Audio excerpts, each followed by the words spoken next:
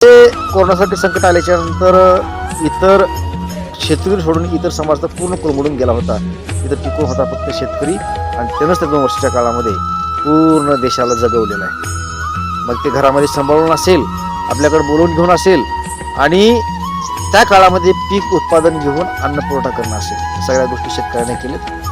इतर लोक कोलमडून बसले. त्यामुळं आमच्यासाठी नंबर 1 ब्रँड कसला काय असेल तर तो शेती आहे. आणि सगळ्यात मोठा उद्योग कुठला असेल देशामधला तो शेती आहे.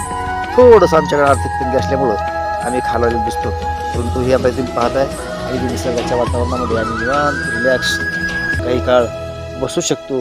झाडावरती पक्षीची किलबिल करू आहेत, थंड हवा येते आणि मग मुक्त अशा वातावरणामध्ये रिलॅक्स पडलं सुचलं की आमचं जीवन सुद्धा फार सुंदर आहे. या बाबतीमध्ये आपणाला काय वाटतं निश्चितपणे कळवा.